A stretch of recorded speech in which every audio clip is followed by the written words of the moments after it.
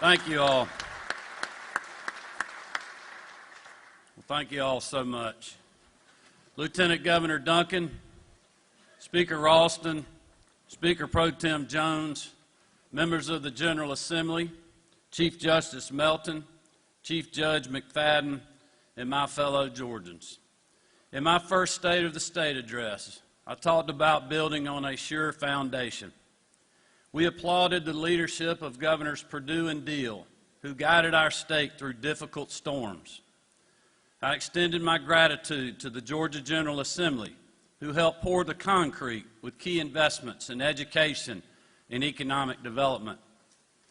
During that first address, which quite honestly seems like an eternity ago, I retold the famous parable of two builders, one who built a beach house and the other who picked a better lot on higher, more stable ground. The rains came, the floodwaters rose, and the house built on a sure, solid foundation weathered the storm. And then last year, I talked about our house plans, the blueprint for a safer, stronger Georgia. Each side of the structure protected those who lived inside. Windows faced to the future, and a front door open for all those who were looking for safety, opportunity, and a better tomorrow. 1 year ago, I had no idea what we would experience in 2020, what we would endure, the storms we would face. 1 year ago, our economy was growing at a rapid pace with unemployment the lowest in the state's history. We had full faith and confidence that our best days were still to come. When I stood at this rostrum on January 16, 2020, I didn't know that a deadly global pandemic was on the horizon. We didn't know that businesses would be shuttered, unemployment would skyrocket, and opportunity would slow under the weight of COVID-19. We didn't know that our prosperity and our economy would be undermined at the same time that our health and well-being was being threatened. We didn't know all of the challenges ahead, all the impossible decisions to make, all of the struggle, pain, and grief. My family didn't know we would have to say goodbye to Harrison Deal.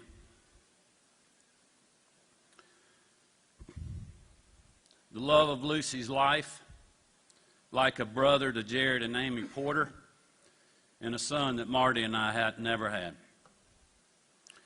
We didn't know that political division would generate ridiculous and harmful conspiracies, lawlessness, and death. Friends, standing here 12 months ago, I had no idea that 2020 would present more challenges than any other year in my lifetime. There's no doubt that this virus has impacted all of us beyond what we could have ever imagined. Too many families are now missing loved ones. A heartbreaking, devastating loss that I know many Georgians are still grieving today.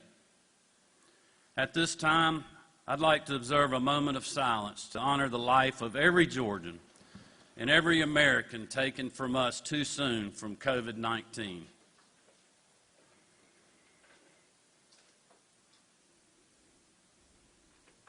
Amen.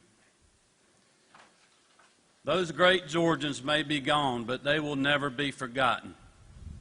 We will win this fight against COVID-19, and their legacies will live on for generations to come.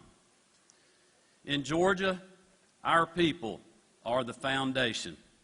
Despite incredible loss and unprecedented challenges, Georgia is still standing.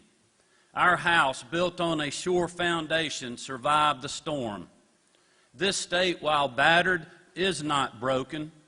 A better, brighter future is right around the corner.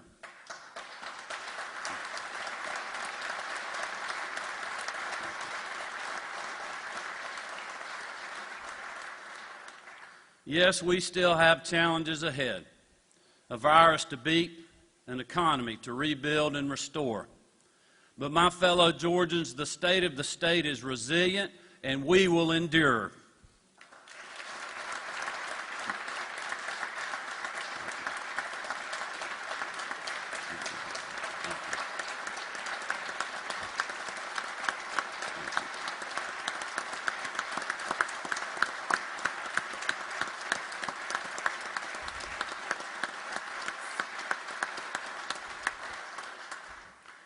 As you know, agriculture is Georgia's oldest and largest industry, supporting nearly 400,000 jobs and $76 billion in economic impact throughout the Peach State. While we often take these hard-working Georgians for granted, we were reminded of their importance in the wake of Hurricane Michael. With winds topping 70 miles an hour, this storm destroyed thousands of acres of pecans, cotton, and timber, leveling homes, storefronts, and structures, literally upending lives and livelihoods. When the dust settled, I traveled down to southwest Georgia to talk with local farmers and support the state's recovery efforts. I remember many conversations while I was there. Most of them went roughly the same way. These families were facing the destruction of their livelihoods, with bills piling up and federal assistance far away. I would ask how they would move forward. Would they be able to continue feeding, clothing, and producing for our state and the world? Nearly every person said they would clear the fields, repair what they could, and start planning. As we begin a new year, a new legislative session, there are some who want to look to the past, assign blame, settle old scores, and relive and relitigate 2020. Today, I think we should take the advice of those wise farmers. Let's clear the fields and start planning.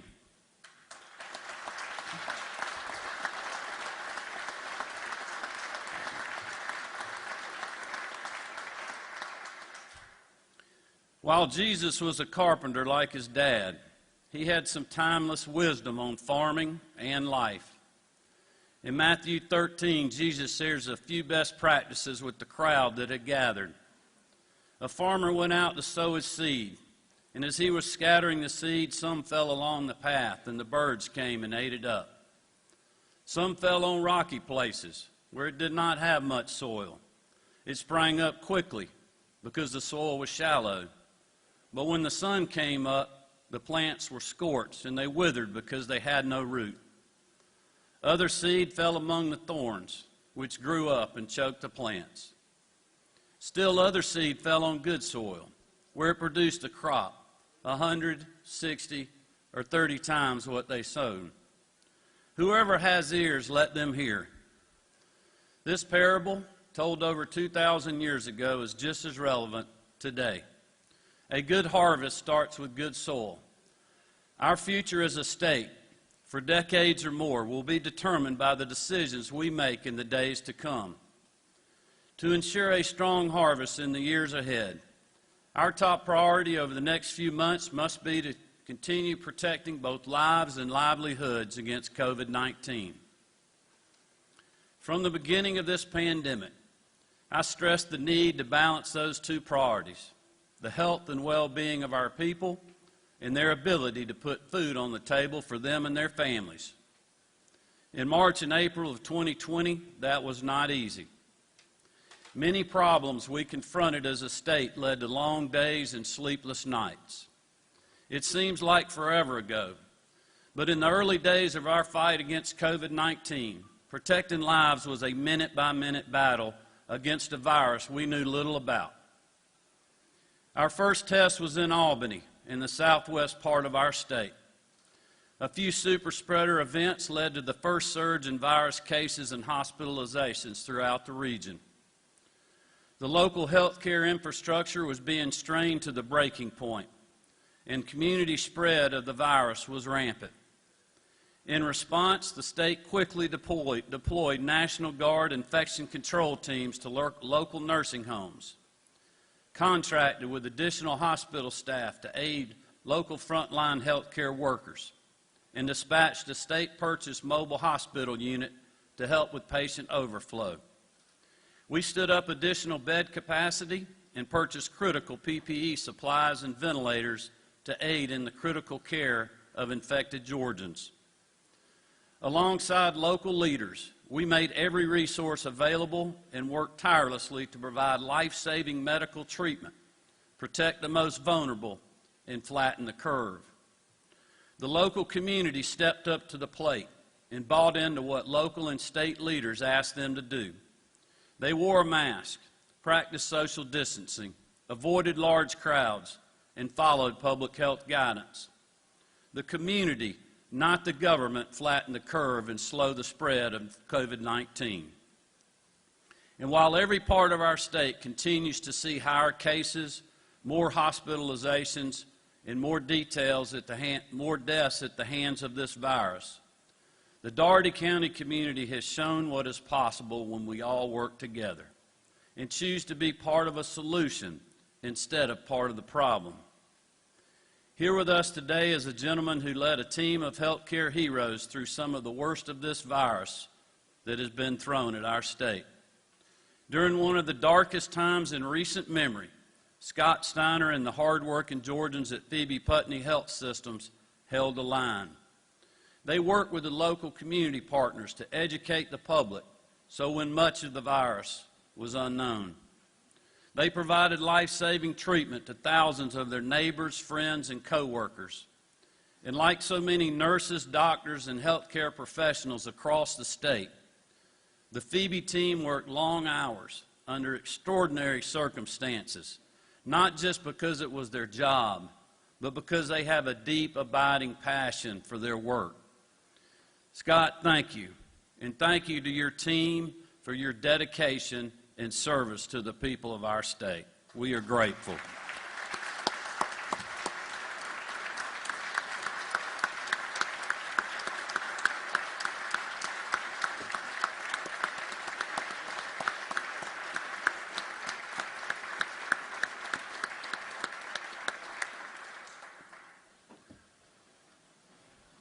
Learning from Albany, as we moved into the summer months, the state launched a strategic plan to address the effects of COVID-19 and its impacts on our healthcare infrastructure and communities as a whole.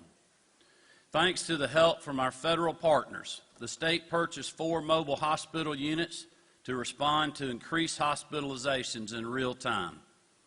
Working with the General Assembly and Grady Memorial Hospital, we ramped up the Georgia Coordinating Center to allow for statewide coordination of hospital capacity. We brought in additional bed capacity at the Georgia World Congress Center, allowing Metro Atlanta hospitals the ability to quickly adapt to changing conditions on the ground. We kept hospitals open, accepting patients, and keeping Georgians healthy. Like every other state across the country, the pandemic introduced the dire need for rapid, accurate, and widely available testing, an infrastructure the Department of Public Health literally created from scratch. But we persevered through significant supply chain challenges. We brought in the Georgia National Guard and contracted with Augusta University to boost testing, set up mega sites, and drive-through testing operations, and engaged hard-to-reach communities to help identify cases and slow the spread of the virus. As of today, there has been a staggering 5.7 million tests administered in the state of Georgia. And we all know COVID-19 has hit our most vulnerable Georgians the hardest, especially those residing and working in nursing homes. From the start of the pandemic, Dr. Toomey and our team recognized that nursing homes and their residents and staff would be among the toughest challenges that we faced. The state sprang into action and was first in the nation to utilize National Guard infection control strike teams to conduct missions in facilities in nearly every community. All told, the Guard's 65 infection control teams conducted missions in more than 2,400 facilities. Speaking of the National Guard, I'd like to pause here for a moment and recognize their truly remarkable efforts throughout this pandemic. In addition to spearheading our early testing and infection control efforts, our very own men and women in uniform also helped Atlanta area schools deliver 948,000 meals to children who were out of the classroom through the spring and summer. Guard members assisted overwhelmed food banks from Savannah to Atlanta and answered the call to help keep our community safe. At this time, I'd like to thank General Tom Carden and every Georgian serving in the National Guard for their tireless work on behalf of our state and our nation. We are grateful.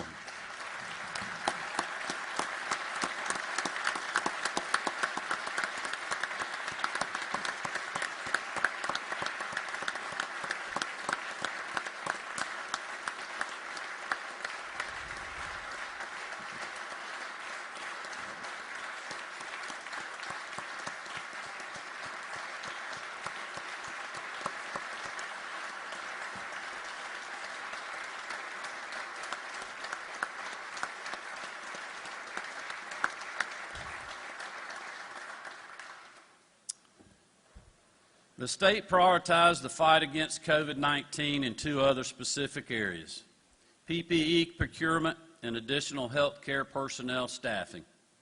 Activating the Georgia Emergency Management and Homeland Security Agency statewide network, the state secured entire warehouses of PPE from hundreds of vendors, which was immediately sent to hospitals, nursing homes, doctors' offices, and other health care providers on the front lines.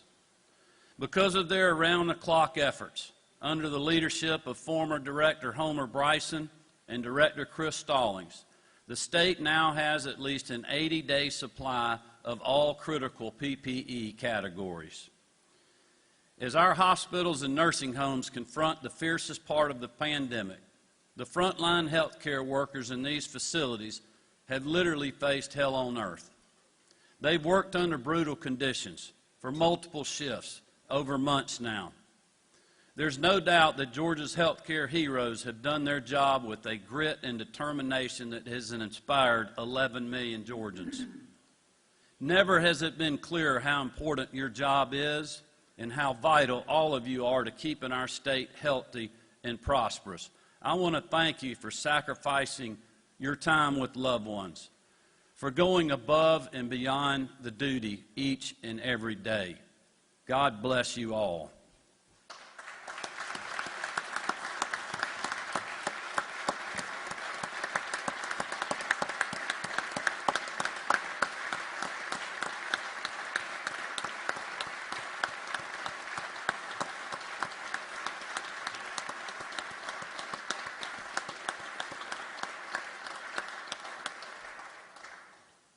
To lend a hand to these heroes, the state has spared no expense.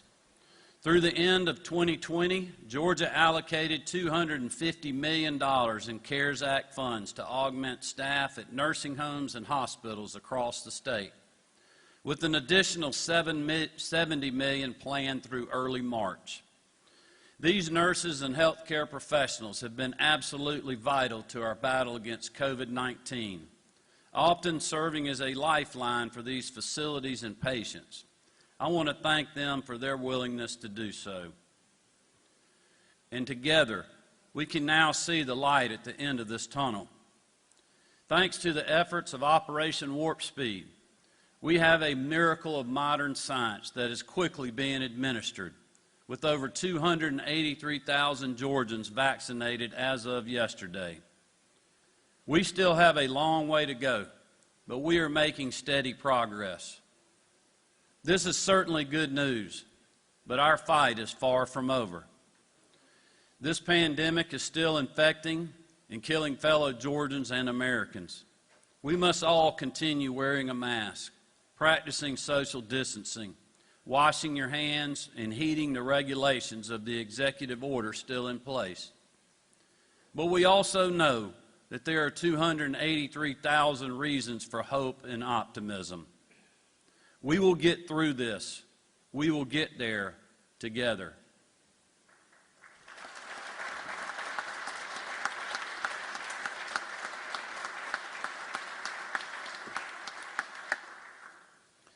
It's pretty common for us to refer to 2020 and the pandemic as a fight or maybe even a battle. I know it certainly felt like one for many Georgians, myself included. And in any fight or battle, victory or defeat is often determined by leadership. I have thanked God countless times for sending Georgia a remarkable leader to see us through these challenging moments. Because it is not only through God's grace and eternal wisdom that we have Dr. Kathleen Toomey.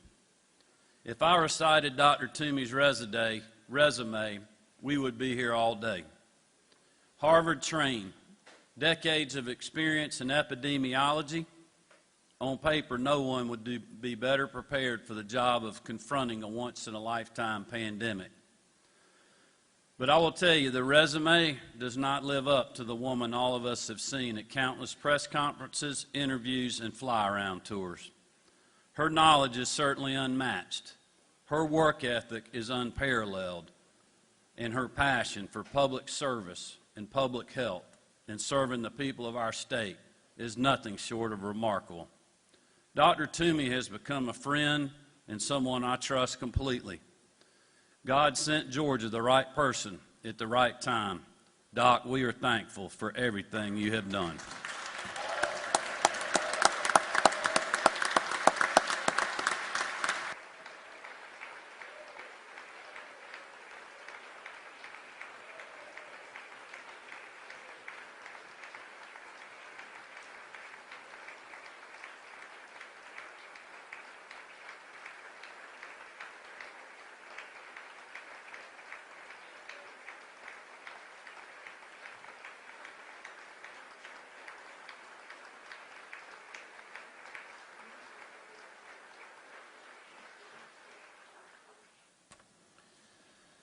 Thanks to the partnership of both legislative chambers, the outstanding work of the best economic development team in the country, led by Commissioner Pat Wilson, Georgia's economy was able to hold its own during 2020.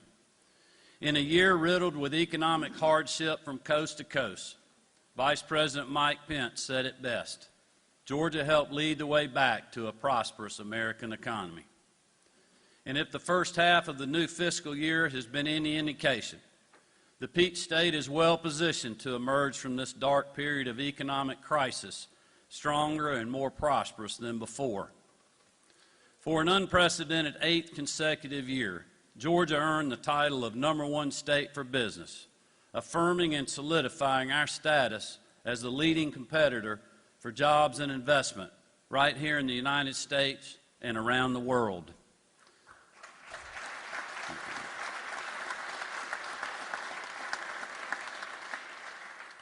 At a time in our nation's history when jobless claims have skyrocketed, our unemployment rate in Georgia sits at 5.7%, well below the national average. And in the midst of a global pandemic, Georgia's economic development numbers have shattered record after record. Since the start of the fiscal year in 2021, our Department of Economic Development has announced the creation of more than 16,000 new jobs and more than $6 billion in new investment, with more than half of those jobs going outside communities outside communities from the metro area.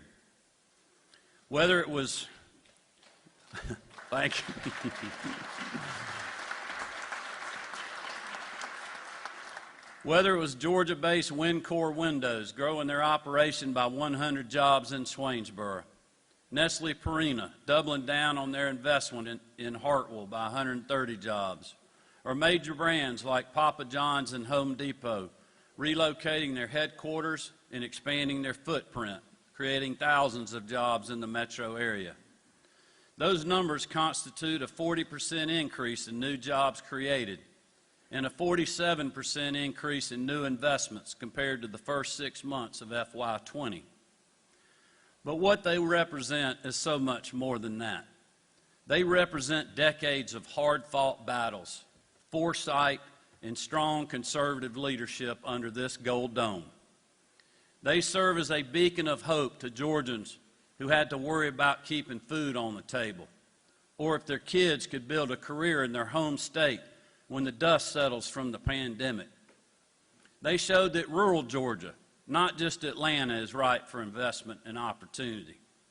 And they speak to the strength of our business community, those hard-working Georgians who face very long odds to stay in business and keep their teams on the payroll.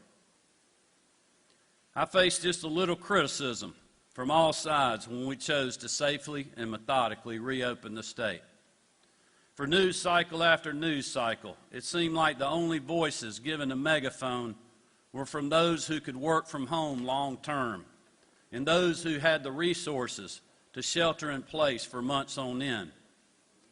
But the voices I heard were the voices of men and women from Bainbridge to Bolingbrook to Baldwin, who had spent years building their business, creating jobs, sowing a harvest they hoped to one day reap for themselves and their families, literally days away from losing it all. I heard their fear, the uncertainty, not knowing what tomorrow may hold, and it was familiar to me. You see, as a small business owner in the construction industry during the Great Recession, Marty and I had similar conversations together in our kitchen, living week to week, day to day, hour to hour, like many other hard-working Georgians. It was not uncommon for the guys on the job site working for me to have more money in their pocket than I had in my bank account. I can tell you those memories came to me often in the early days of this pandemic. The phone calls, texts, and emails I received from folks that were holding out, hoping for a miracle. They weren't that different from the thoughts going through my head on more than one night all those years ago.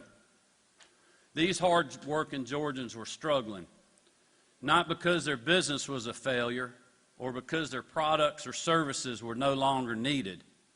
No, they faced devastation because of a virus through no fault of their own. While some disagreed with me, I know our decision to work with Dr. Toomey and her team to give these people a fighting chance, a glimmer of hope, meant everything to them. Salon, barbershop, restaurant owners, and so many more who sacrificed time and resources to implement new COVID-safe protocols in their stores when we reopened. These new regulations upended their daily operations, but kept many from closing stores, laying off workers, and losing businesses that sometimes had been families and communities for generations. Hundreds of thousands of waiters and waitresses, contractors, hospitality and tourism workers, and farmers. The pandemic came for them as well. This virus took something precious away from each one of them, and not all of them ended up in the spotlight.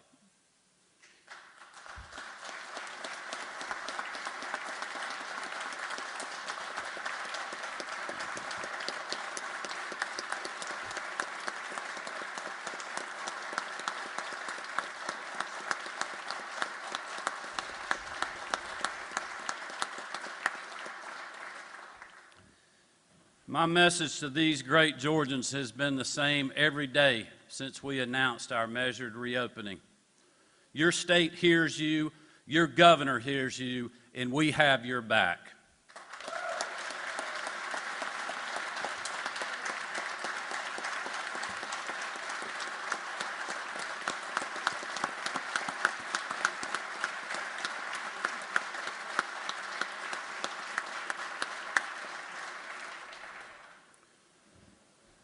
That decision allowed Georgia's small business community to live to fight another day. And some of our largest companies, like Kia and Bridgestone, to have record success. It has never been clearer that we must honor their commitment to the job creators in this state. Our commitment has held true these last 10 months, in communities rallying around local businesses who overhauled to adhere to public health guidance and keep customers safe, and in the work done by leaders in both legislative chambers to make it easier to stay in business in the era of COVID-19. You see, in the heat of the summer, when we were facing some of our toughest days in the fight with COVID, when access to testing was crucial, and the state struggled to meet demand for critical PPE, it was Georgia businesses, large and small, who stepped up to meet the moment. From craft breweries in Albany, to local mattress manufacturers in Rome, to a plastics business that began in a small startup in a garage in Noonan 13 years ago. Our very own pitched in to build up the state stockpile, limit the need to compete with other states, and ensure our healthcare heroes had the resources they need to care for Georgia's most vulnerable. One of those businesses, American Knits, cut the ribbon to mark the official grand opening of their facility in Swainsboro in late 2019, with 52 jobs in their community. Their ribbon cutting heralded the return of American-made manufacturing to Swainsboro, more than 20 years after many cut and sew plants closed throughout the United States. And of course, it meant good jobs and more opportunities were on the way to hardworking Georgians and their families. Like all of us seated here today, I'm sure no one at the team of American Knits anticipated the COVID-19 pandemic and how hard it would hit our economy. But when the pandemic hit, they didn't slow down. They rolled up their sleeves and they kept chopping.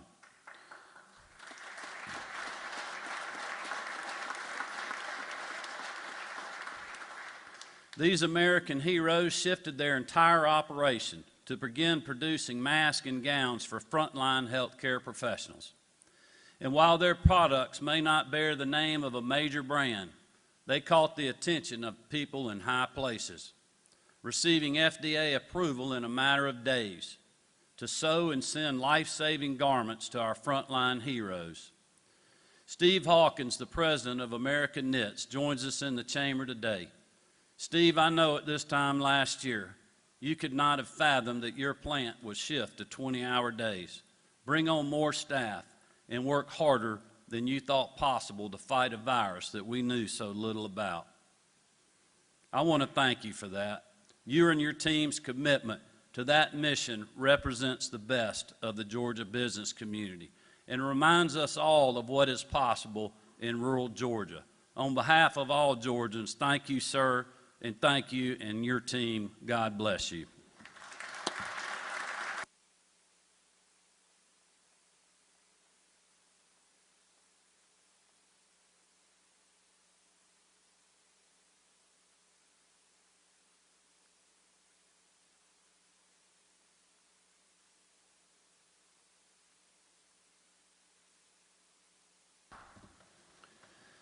As state leaders, we knew we had to support these businesses as strongly as they were supporting Georgia.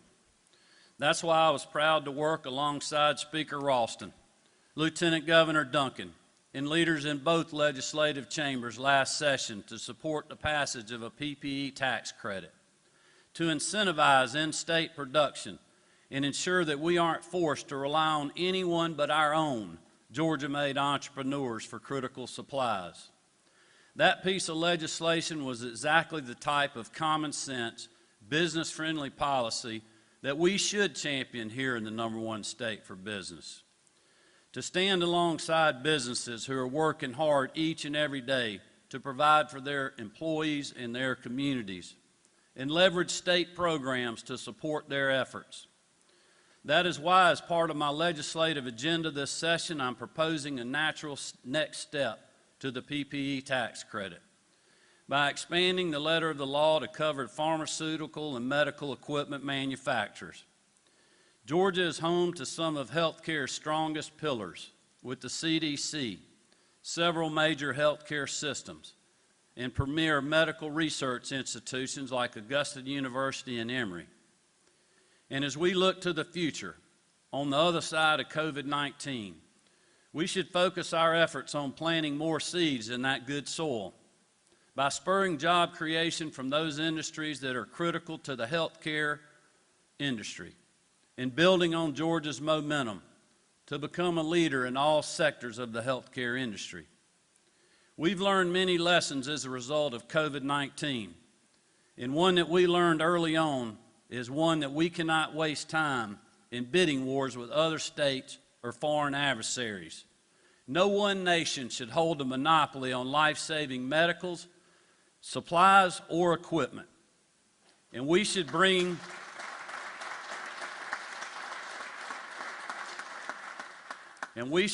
these critical industries and the jobs that come with them back to America and here to Georgia.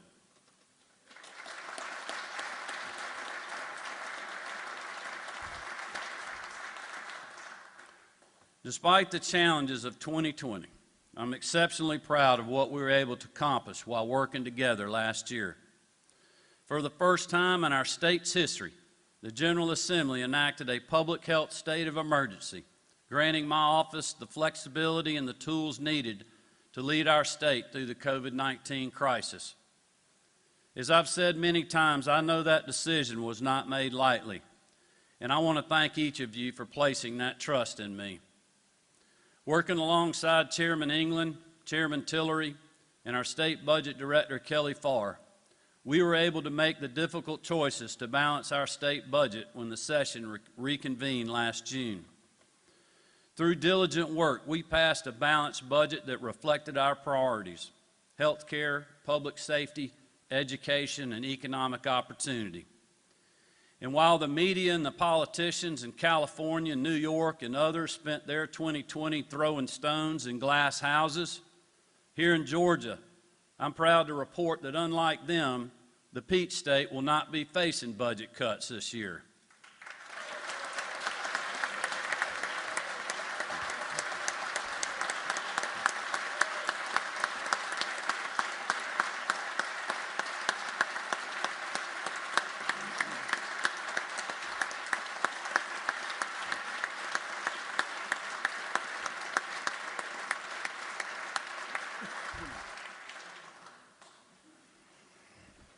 In fact, our careful planning and measured approach was rewarded in spades.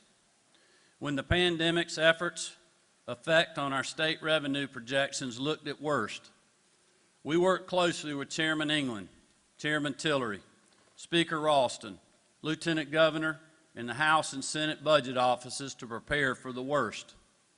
However, thanks to the passage of the CARES Act, conservative budgeting, and our measured reopening of Georgia's economy, our rainy day fund remains strong.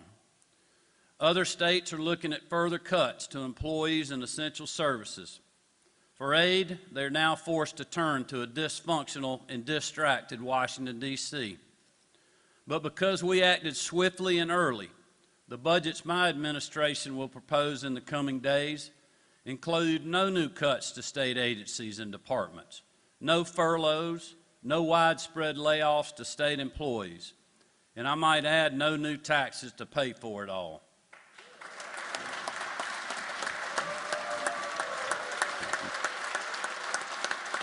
Thank you.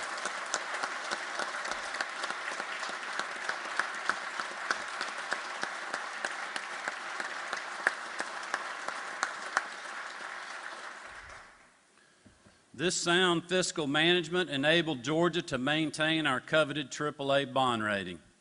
And we find ourselves in a position that many other states should envy, as economic experts point to Georgia's ability to weather the economic fallout from COVID-19 as better than most.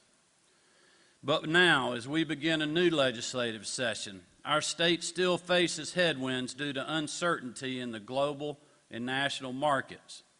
But it is our job to till the earth, pass budgets that put hard-working Georgians first, and get ready for planning. Continuing to invest in soil ready to grow Georgia's economy means we have to stay laser focused on promoting development in all 159 counties, not just our capital city. This has been a top priority of mine since the campaign trail, and I know for many under this gold dome as well.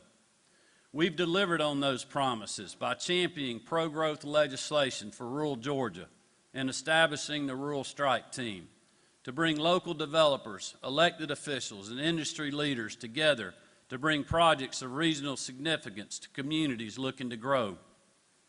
But this is no time to let up. We know that we can land major investments and job creation in rural communities throughout Georgia. But we also know that will not happen if we don't invest heavily in the infrastructure and resources necessary to encourage that growth.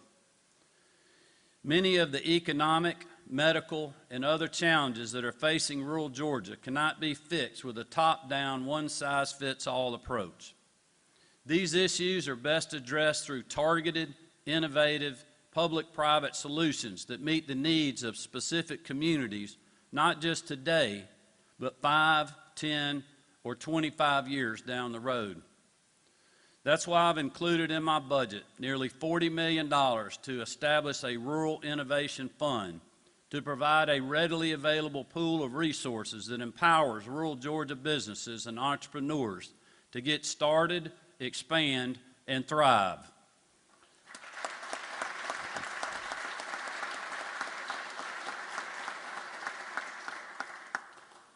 This pandemic highlighted many challenges for communities outside Metro Atlanta, but none more so than the critical need for high-speed internet access, for better health care and educational outcomes, for job opportunities, and something as simple as keeping in touch with loved ones. That's why I'm proud to announce that we're including $20 million for this fiscal year and $10 million per year moving forward to boost access to rural broadband grants so local leaders can continue a growing and vital partnership with the private sector and quickly improve internet access for the people of rural Georgia.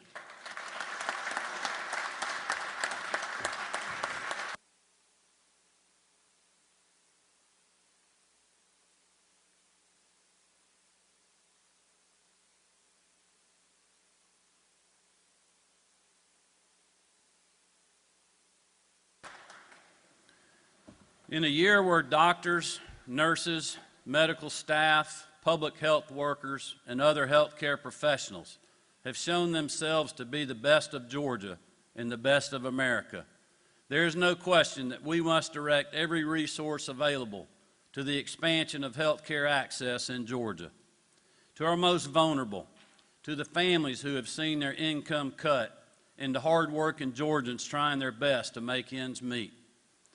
We've made great strides toward this goal already, passing and signing over 50 health care bills in the last 2 years to expand access, spur innovation, and cut costs for better coverage, including the Patients First Act. Georgia has one of the highest uninsured rates in the country, and many who are insured are struggling to pay for care. In the midst of a pandemic, that is quite honestly unacceptable. More action is needed. That is why my budget proposal for the coming fiscal year includes $76 million to implement Georgia Pathways and Access, to make health care accessible for the first time to thousands and affordable for millions more. By scaling back dependence on failed promises of healthcare.gov, giving low-income Georgians a hand up, and increasing competition in the private sector to drive down cost, we'll also make use of state resources to shore up Georgia's health care programs, with $329 million for Medicaid and Peach Care to fund projected costs in the coming year. When it comes to meaningful, innovative reforms in health care, Georgia is leading the nation. We are putting our money where it truly matters, to plant the seeds that we will grow in our state for years to come. We must add important nutrients and strengthen vital life-saving programs and invest our resources in keeping Georgia healthy and prosperous for generations to come.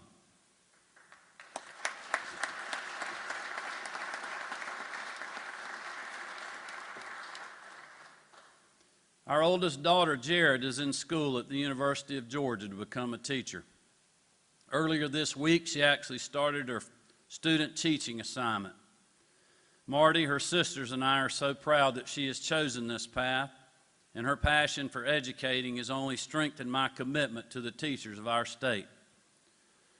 The state was proactive and aggressive in easing the overwhelming challenges that faced teachers and administrators last year, including allocating $30 million to help ensure student connectivity, slashing the requirements on testing, allocating $19 million to support child care for working parents, and providing over 8.3 million units of PPE to schools across our state. But the daunting task of teaching Georgia's next generation in the midst of COVID-19 has been anything but easy. So many educators went the extra mile to help the children in their classroom who don't have the best home life. Or maybe it was to do whatever it took to make sure their kids had meals to last them throughout the day.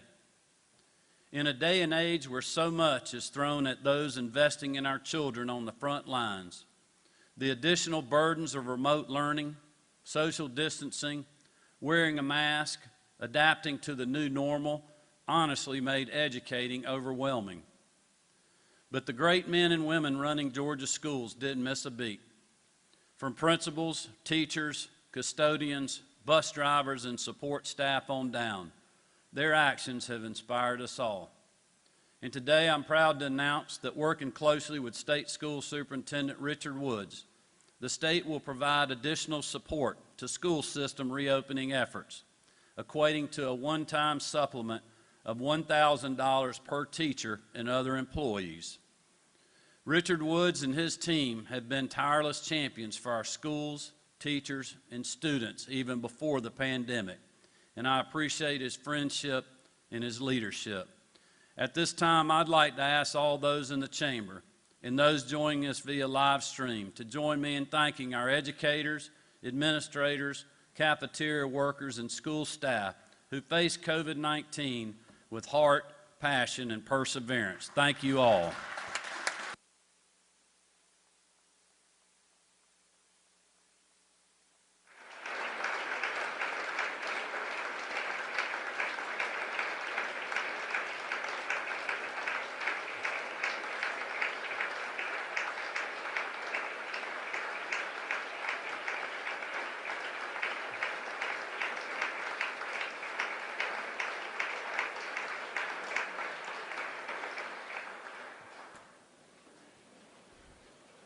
But ladies and gentlemen, I believe it's the responsibility of all of those serving under this Gold Dome to send a clear message that we support our educators, students, and parents. That's why for this year's amended budget, I'm recommending $647 million to restore funding to school systems across our state, fully fund enrollment growth, and hold schools harmless for enrollment reductions, with $573 million allocated to continue those efforts in next year's budget as well.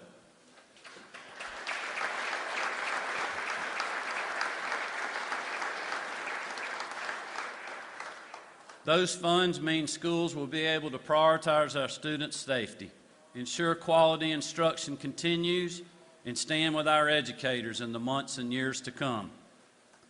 In a year when other states may face no other option but to slash education dollars, furlough teachers, and cut back on essential student programs, Georgia is restoring funding to schools, backing our teachers, and launching new initiatives to keep kids enrolled. Like many families, our 3 daughters have had to get used to distance learning. Having seen this firsthand as a dad, I think I speak for many parents, students, and teachers when I say that having a class through a computer screen is leaving too many kids behind. Experts in education and pediatrics have been sounding the alarm for months, and I believe the toll on the pandemic is taking the next generation to a crisis point. These challenges are most concerning for our special needs children, whose educational achievement, personal development, and emotional well-being have been severely impacted. To prioritize assistance to these at-risk students and families, my office will be working with the Department of Education to set aside $10 million in Governor's Emergency Education Relief Funds to reimburse expenses parents and guardians have incurred while providing a quality education to their loved ones during COVID-19. Pandemic or not, it is my commitment that we will make every resource available to give each and every student the opportunity to succeed. As many of you have read in the news reports over the last few months, COVID-19 has also had a negative impact on enrollment in some of our colleges and universities. The institutions hit the hardest have often been those serving minority students. With an additional $5 million, a pilot program through the University System of Georgia, we can keep 10,000 juniors and seniors with unmet obligations enrolled in college. These hard-working Georgians have nearly crossed the finish line of their higher education.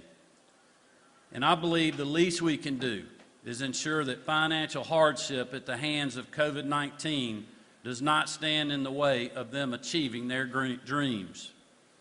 The future well-being of our state and any harvest we hope to enjoy in the years to come will be determined by our shared commitment to education, to students, parents, teachers, and school staff. As your 83rd governor, that commitment will never waver.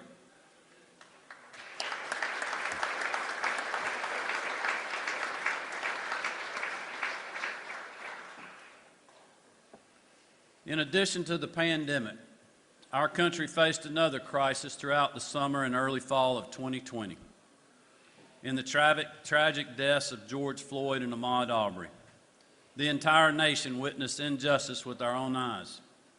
And I was proud to support peaceful protests that drew the world's attention to these terrible acts. And those voices demanded change to protect the lives of every Georgian, regardless of race, creed, or political preference. In a bipartisan way, leaders under this gold dome stood side by side and answered that call. Together we passed meaningful hate crimes legislation that reaffirmed Georgia's commitment to be a welcoming state that values the life of each and every one of its citizens. I'd like to thank Speaker Ralston, Lieutenant Governor Duncan, Dean Smyrie, Chairman F. Strachan, Senator Cowsert, Senator Harold Jones, and others for their work on this important issue. Oftentimes, the best of what is accomplished in this building is achieved when we put politics aside and simply do what is best. When I signed HB 426 into law last year, I called it a sign of progress and a milestone worth applauding. But we know, thanks to the example set for us all by titans like C.T. Vivian and John Lewis, that work is far from finished. On May 5, 2020, a viral video shocked the world. The horrific killing of Ahmaud Arbery shook a Georgia community to its very core.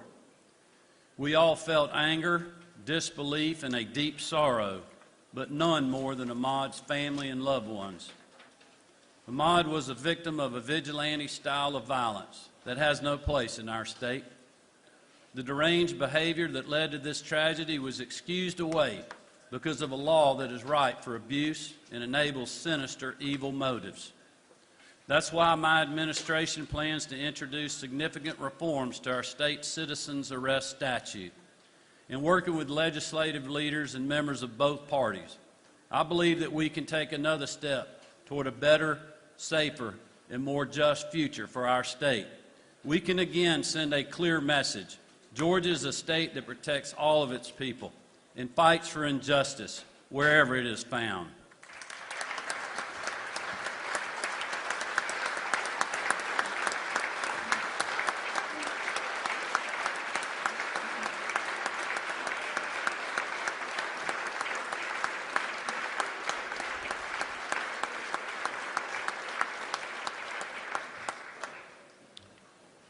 Peaceful demonstrations across our state in honor of Ahmaud, George Floyd, and others were made possible by our dedicated men and women in law enforcement.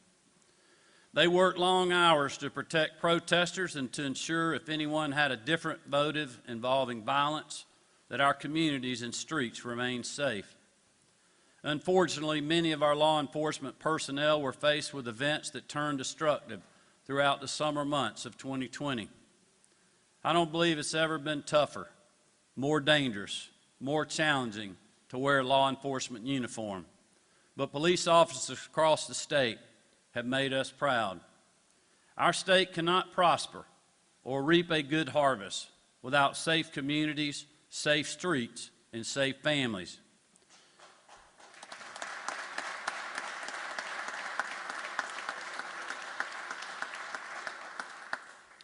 In a day and age where many vilify the men and women who protected our communities each and every day, my message is very clear.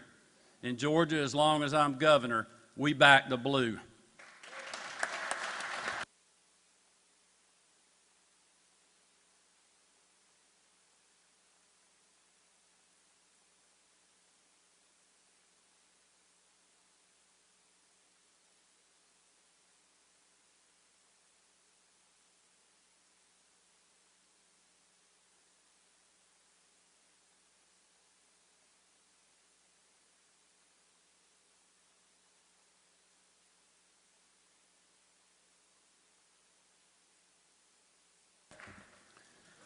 Atlanta police officer Max Brewer is an 18-year law enforcement veteran and a self-described motor man for life, and serves in the Atlanta Police Motorcycle Unit. On Saturday, May 30th, Max was on duty in the city of Atlanta on the corner of Marietta and Spring Streets, assisting in traffic flow and ensuring demonstrators were kept safe. Around 10:30 that night, Officer Brewer was struck by a drunk maniac on an ATV and suffered serious, life-threatening injuries. Going in and out of consciousness and losing a significant amount of blood, Officer Brewer's need was critical. The call went out for help. The closest available assistance was a Georgia National Guard unit under the leadership of Sergeant First Class Justin Rustin. Sergeant Rustin's team responded quickly to the scene, applying a tourniquet to Officer Brewer's leg and providing life-saving medical treatment at a moment's notice. The actions of Sergeant Rustin and his fellow Georgia Guardsmen literally saved Officer Brewer's life. Once stable but in critical condition, Max was transported by the Guard unit to Grady, where healthcare heroes continued to save his legs and his life. These two gentlemen and countless other first responders answered the call to duty in 2020. Both Sergeant Rustin and Officer Brewer went above and beyond that call, and for that, my family and our state are incredibly grateful. Officer Brewer wanted to join us today, but he's still receiving treatment for his injuries. Today, Sergeant Rustin is in the chamber with us, and I want to thank them both. Thank you, sir.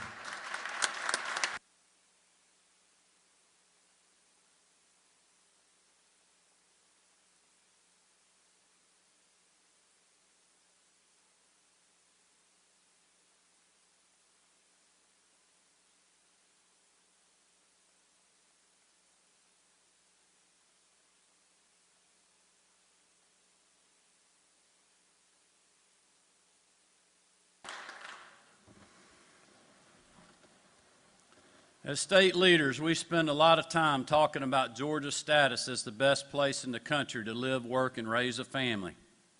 We talk about it because for so many Georgians, that phrase reflects the reality of how blessed we are to live in the Peach State. Georgia is rich with good soil, but it is our job to weed out the evils which seek to steal that promise from all of those who call our state home. It is abundantly clear that no industry embodies that theft of innocence, childhood, and opportunity more than the sinister enterprise of human trafficking. During our first days in office, we hit the ground running to crack down on traffickers, care for victims, and eradicate modern-day slavery in our state. And before I go any further, let me just say this. I don't think, and I know, no First Lady in the country has done more to end human trafficking than our First Lady, Marty Kemp. And the people of Georgia, myself included, are lucky to have you. Thank you for your work.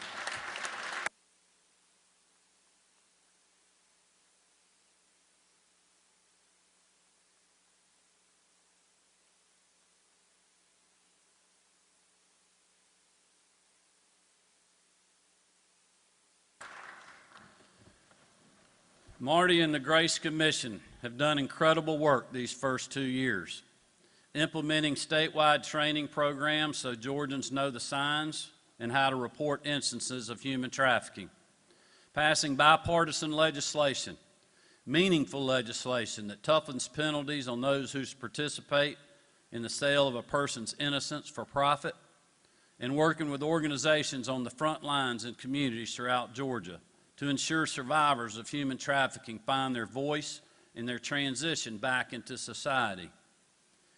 But as Marty and all of those who are fighting tooth and nail to end that industry will tell you, there is far more work to be done. On the heels of a year that sowed so much division among party lines more than any in recent history, I'm asking members of the General Assembly to unite once again. Let's build on the great work done by the Grace Commission by implementing more training programs that equip Georgians to recognize and prevent instances of sex slavery. Let's make common sense reform to our laws so survivors seeking a name change to build a new life no longer have to take out an ad in a paper that puts their safety at risk. And let's strengthen our statutes to add a civil remedy that allows victims to seek court action against their trafficker or those who knowingly aid in their trafficking. There is no shortage of issues.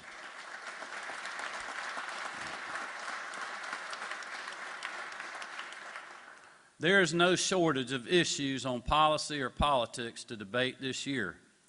But taking common sense steps to keep people safe and bring an end to modern day slavery is a goal that each of us can work together to achieve. You see, there is so much more that unites us than divides us. And working together, we can continue taking necessary bipartisan action to champion the voices of the vulnerable here in Georgia, protect our children, implement adoption reforms that make it easier to put them in a safe, loving home, and ultimately secure the promise of Georgia for generations to come. As I come before you today, my memories of 2020 will not just be the struggles, the many challenges I spoke about today, the countless tough decisions, or the sleepless nights. Like many of you, I will remember time spent with my family that otherwise would not have been possible. I will remember standing shoulder to shoulder, well, 6 feet apart, with the best private sector, political, and civic leaders in our state to face a once-in-a-lifetime pandemic. I will remember my travels across the state to visit Georgia companies and workers who proved innovation and hard work are the backbone of our economy and well-being as a people. I will remember the countless sacrifices and hardships faced by the people of our state and how we pulled through, how we weathered the storm, how we emerged resilient and stronger than ever. The reason you build a house with a strong foundation is not for the good times, not for the sunny days. You do it to weather the storm when times get tough. I spent my summers working on a farm. It's hot, it's hard work, but it's also rewarding. Watching the seeds you planted grow over the days, weeks, and months, literally enjoying the fruits of your labor.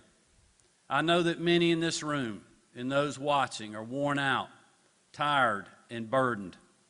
It's a new year, but it all feels the same. There's no doubt that this new normal isn't really normal. And frankly, it's not clear when things will return to business as usual. But my fellow Georgians, we have the opportunity and responsibility to make strategic decisions now that will impact generations to come. We have the opportunity to act and accomplish what we were sent here to do. In 5 years, 10 years, or 20 years, we can look back and tell our kids, our grandkids, and their kids that we invested in health care, education, and the safety of our communities. We upheld our sworn oath and stood up for what was right, even when it wasn't popular. We prioritized jobs and prosperity in all parts of our state. We championed legislation to make our state a more welcoming place to live, work, and raise a family. We protected the lives and livelihoods of what makes Georgia great, our people. It's time to put differences aside, put 2020 in the rear view. Let's stand together as Georgians and clear the destruction caused by the storms of life. Let's clear away the conspiracy theories and the division. Let's focus on the bountiful harvest to come. Let's find that good soil together and start planting. May God bless you, and may God continue to bless this great state of Georgia. Thank you very much.